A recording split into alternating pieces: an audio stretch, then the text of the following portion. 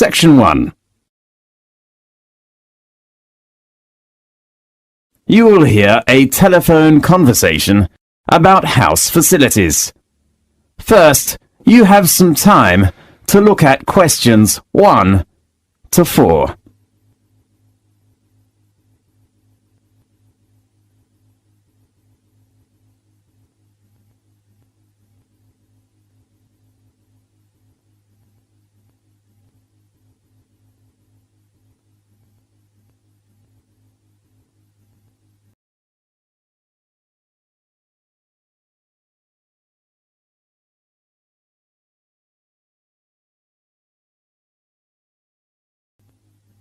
You will see there is an example that has been done for you.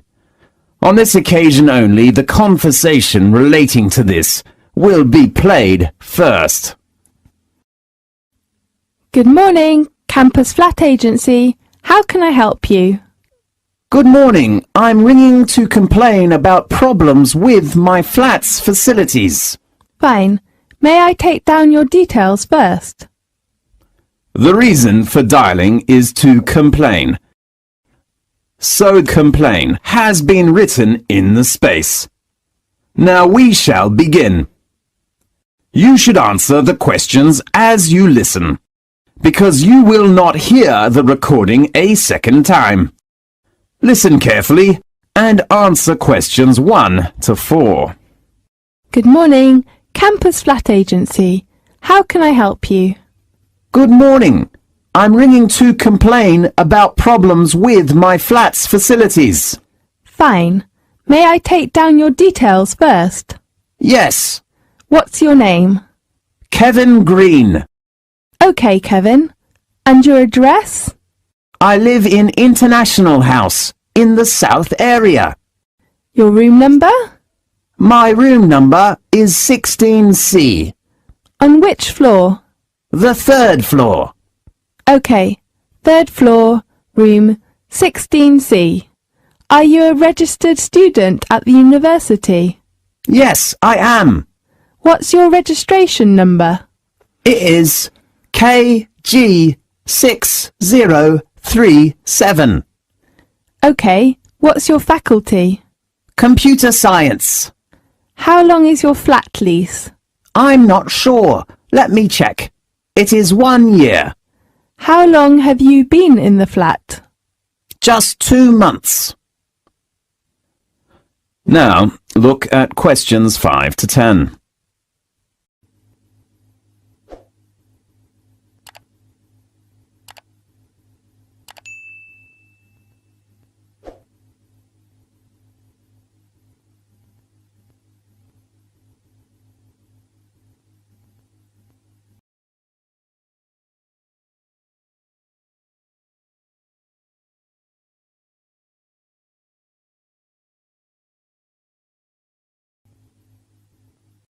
Now listen carefully and answer questions 5 to 10.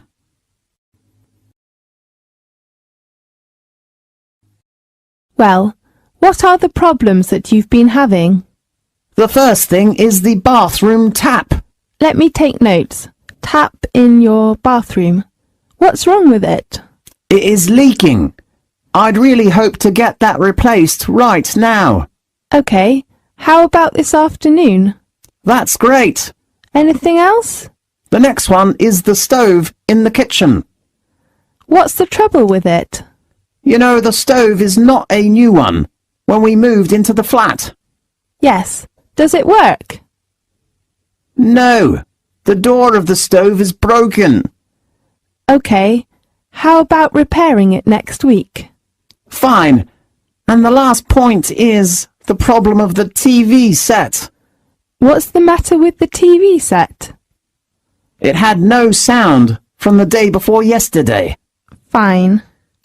I do hope you can repair it as soon as possible. You know, there will be a very good football match on tomorrow evening. We all hope to watch it. OK. How about we repair it at the same time as your stove? Great. Anything else? No, just 3 items. OK.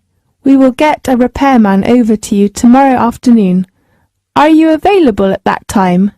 I will return to the flat at about 4 o'clock. So, how about 5 o'clock? Fine.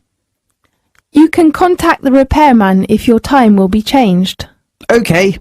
His phone number is 654 33747. Right. Do you have any questions? Let me think. Yes. How about the repair fee? Usually, the price is at least £5, but you just use 2 months, so we offer free repair. That's so great. Thank you very much. You're welcome. Goodbye. Goodbye. This is the end of section 1. You now have half a minute to check your answers.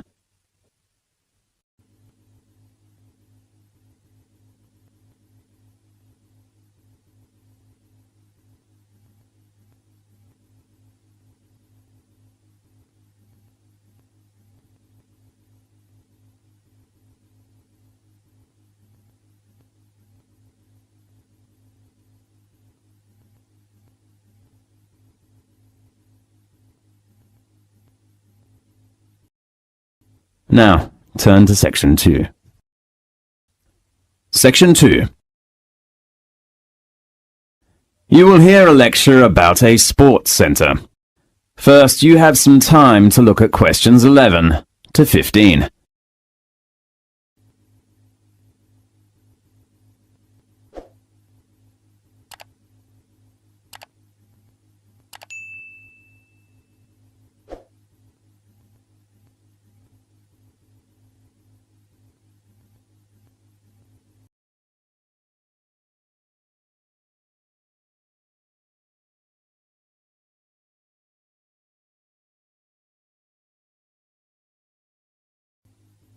Now, listen carefully and answer questions 11 to 15. Welcome to the Edge Climbing Centre. I'm Jason White, Manager Assistant. I'd like to give you an introduction about the Climbing Centre. The Edge Climbing Centre was opened in 1994 and reconstructed and doubled its original size in 1998. The Edge is a founder member of the Association of British Climbing Walls and supports the work of the British Mountaineering Council. As you know, climbing is a great activity for keeping fit and healthy. So we aim to provide a climbing experience that is enjoyable, imaginative, and challenging. Let's begin with our facilities. The first one I'd like to introduce you to is the main hall. With over 150 routes, the main hall packs in a huge variety of climbs on featured and flat panels. Our facilities are continuously developing and feature a 13-meter articulated wall that can rotate to minus 45 degrees. Easier routes can be top-roped. Other routes have quick draws in place of the lead climber. We think we have every angle covered. Our bouldering area is one of the best of its kind in the country. A mixture of flat panels and featured walls provide overhanging cracks, flakes, pockets, and corners. There are angles to suit everyone, from the beginner to the most experienced climber. Located just next to our bouldering area is the small warm-up wall.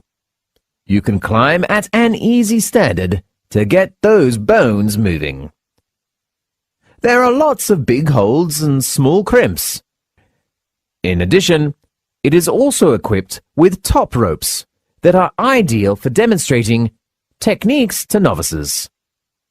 Our cafe is a relaxing place to have a rest between climbs with plenty of choice.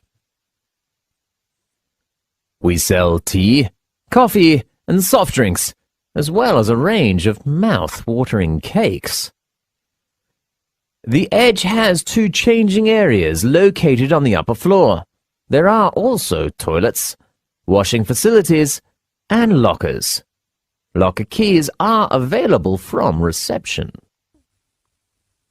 Now, look at questions 16 to 20.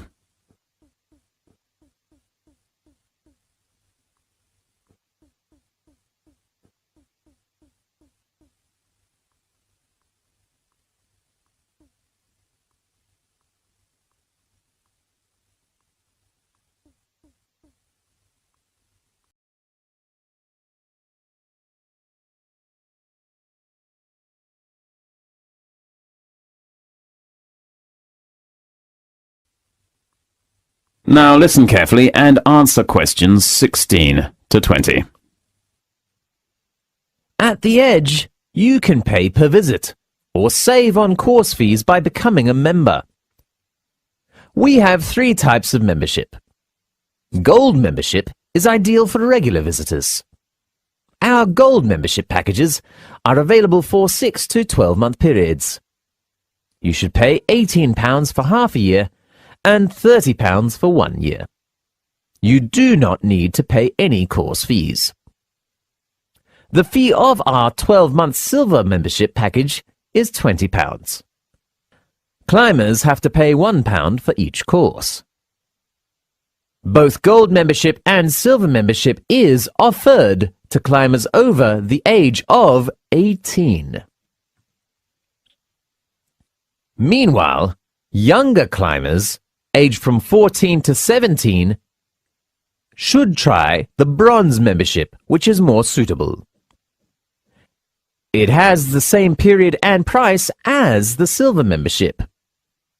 We open at 10 a.m. in the morning to 10:30 in the evening, from Monday to Friday. We are open until 8 o'clock in the evening on weekends. Please pay attention. We do not open on bank holidays. We also offer training courses, which are designed for inexperienced climbers on Monday and Wednesday evening. You can choose outdoor course or indoor course, depending on your needs. Usually, the indoor course is suitable for beginners. If you want to know more details about it, please visit our reception. Miss Morris will give you a hand. Thanks for attending the introduction lecture of the Edge Climbing Center. I hope you will enjoy our facilities in the future. This is the end of section 2. You now have half a minute to check your answers.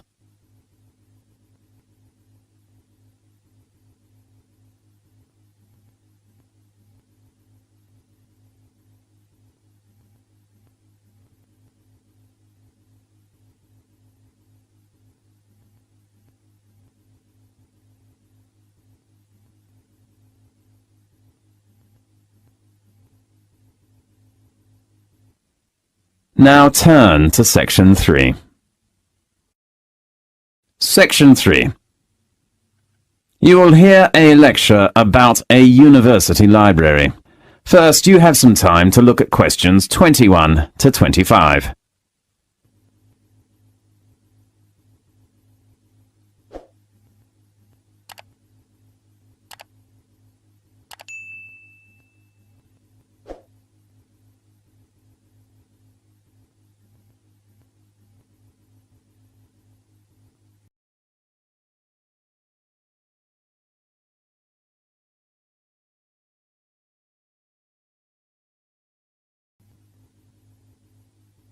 Now, listen carefully and answer questions 21 to 25. Well, first of all, welcome to the orientation tour of University Library. I'm David White, a library staff here. I know all of you are new students. You will probably need some sort of guidance to help you to use the library effectively for your studies and research. Today, I'd like to introduce you to the different parts and functions of the library. Now, let's start on a tour from the entrance here. As you can see, there are 3 floors. First of all, I will introduce you to the ground floor. There are 3 parts of the ground floor. The first one that we face now is the reception. It supplies library information to all visitors. As a new student, you should apply for your library card first before using the library resources. Remember to take one passport photo and your union card when you come here to register. Next to it is the computer section on the right entrance. As you see, there are 10 computers for students to search library resources, such as reference books. You can also search the library information by using your own laptop in the house, but you should get your username and password when you register in the computer center tomorrow. The last section on the ground floor is the leisure bar. We make sure there is no food or drink in our reading room. If you are hungry, you can go to the leisure bar on the corner of the ground floor. It is a relaxed place. Drinks and snacks are supplied there. The large section on the second floor, located in the center, is called the reference room. You will find all kinds of textbooks, literature materials, or dictionaries in the room. Near to it is a small room called the closed reserve room. According to library rules, important reference books cannot be taken away from the library, so students have to sit in the closed reserve room to read. Now look at questions 26 to 30.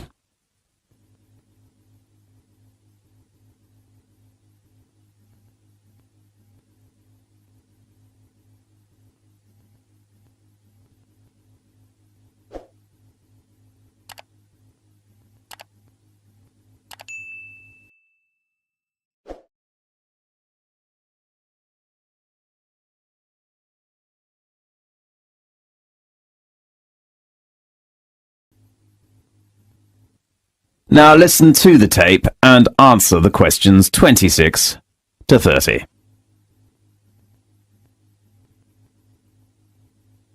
The room opposite to the closed reserve room is the periodical room. We offer various current or back newspapers, magazines and journals. There is a small room called the audio-visual room next to it. You can find tapes or CDs or watch videos in there. If you want to photocopy some materials, you can go to the photocopy room on the right corner beside the stairs. We offer 5 computers, 4 photocopiers, and 4 laser printers there. You should deposit money in your library card first and then swipe your card before using the photocopier or printer. There are some rules. The first rule is that we do not accept coins. The second rule is to limit your session to half an hour at a time when the photocopier is busy or the printer is busy. The last important rule is that please do not start printing less than 10 minutes before the library closes. The reading room and meeting room are both located on the top floor. Now, we are in the big reading room with a glass roof. As you see, it is very bright and quiet in here. You can read books while enjoying the sunshine. The last section I wish to introduce to you is the conference room. There are some different size rooms with a round work table and multimedia equipment for teachers and students to do group work. Okay. Let's talk about some warnings. First of all, you can reserve any reference book if they are on loan, but the available time is only 48 hours. If you cannot come to the reception to take your reserved books, you will miss out. Then, if your book is recalled by the library, you have to return it within 7 working days.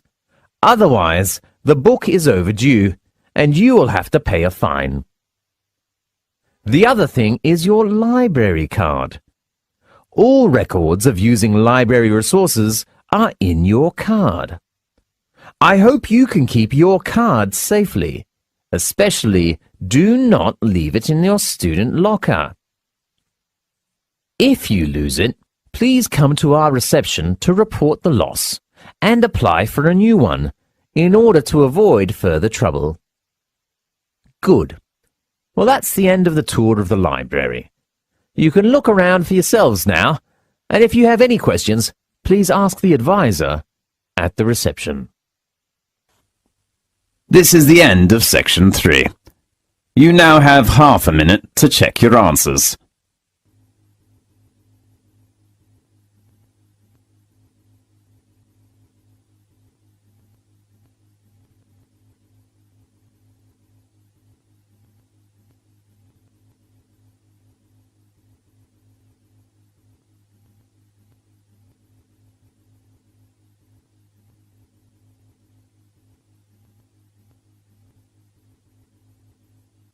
Now, turn to section 4. Section 4. You will hear a lecture about British holidays. First, you have some time to look at questions 31 to 40.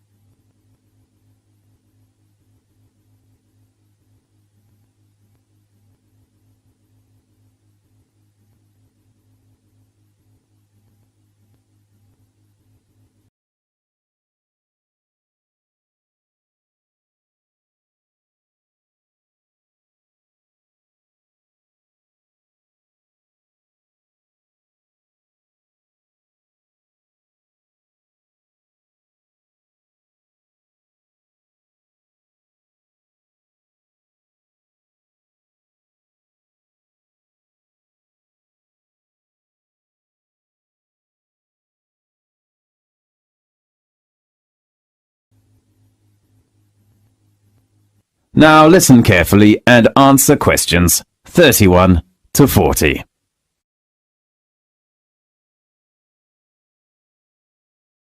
British celebrate many religious, historical, social, and cultural holidays throughout the year. Some holidays marked on calendar are celebrated throughout the country. Others are based on local customs and traditions which reflect the variety of experience in different regions. Britain remains mainly a Christian nation, but most Britons do not go to church regularly or engage in Christian worship. Because of immigration and changing beliefs, most of the world's religions are practiced in Britain, such as Hindu, Judaism, Muslim faith, and the Sikh. Christmas is the biggest and best-loved British holiday.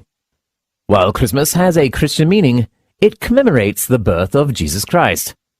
People usually celebrate Christmas by decorating homes and workplaces with colored lights and Christmas trees and ornaments and exchanging gifts. There are 3 traditional Christmas activities in Britain.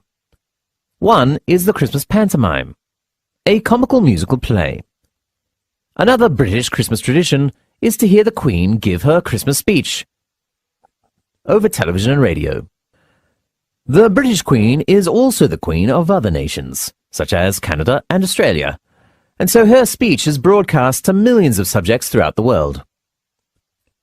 The third British Christmas tradition, which is also celebrated in countries with British heritage, is Boxing Day, which falls on the day after Christmas. People used to give Christmas gifts or money to their staff on Boxing Day. However, a new Boxing Day custom has emerged. It is shopping. But for most people, it is a day of visiting, eating, and relaxing. For churchgoers, the biggest holiday is Easter, not Christmas. It is the most important Christian festival in Britain. Easter commemorates the crucifixion and resurrection of Jesus Christ. Easter is in the spring when universities and schools are closed for breaks. During the Easter period, Christians attend many church services and charity activities. Easter eggs are the main symbol of Easter. As time goes on, nowadays, people give each other chocolate or candy for Easter. There are some local festivals and holidays in England, Wales, Northern Ireland and Scotland. People can know about the different culture and customs of the 4 nations of the United Kingdom. Many festivals and customs have been invented, adopted, and used to serve political or religious functions in times of conflict. Special days in England and Wales show their national pride in their unique languages and cultures and remind people that there is much more to the UK than the English and England.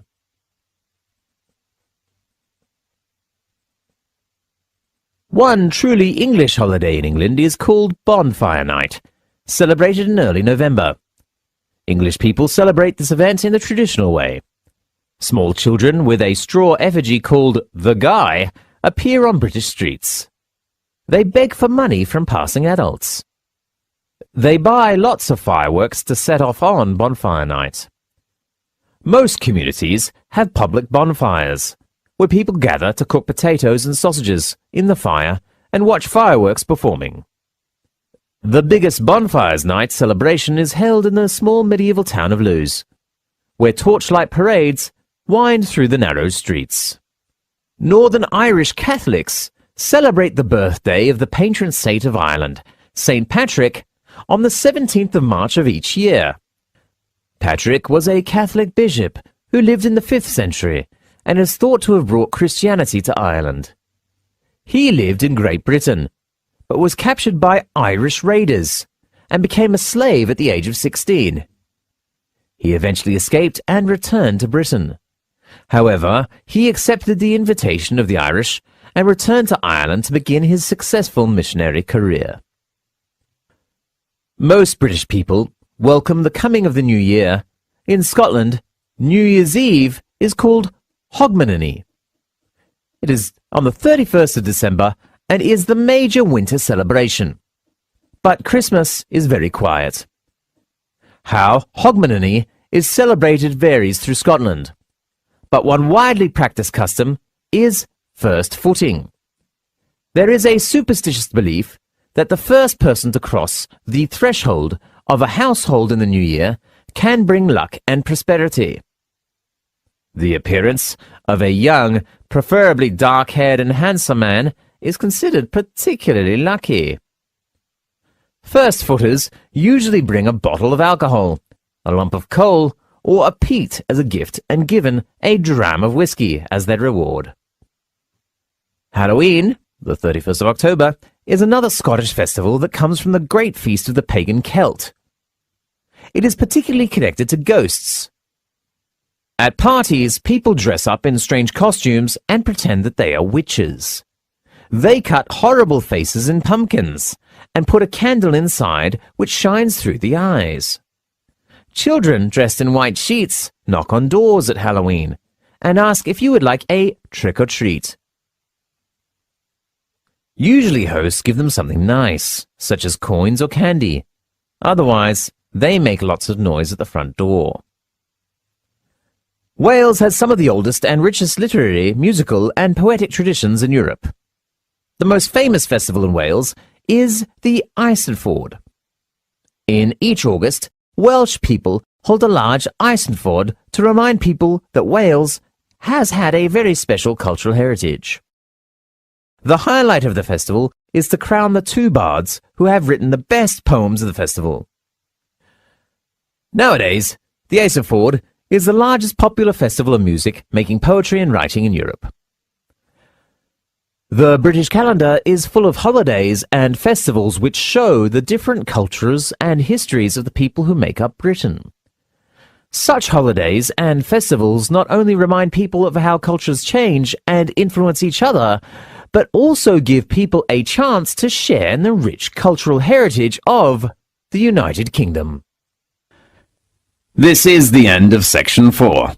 You now have half a minute to check your answers.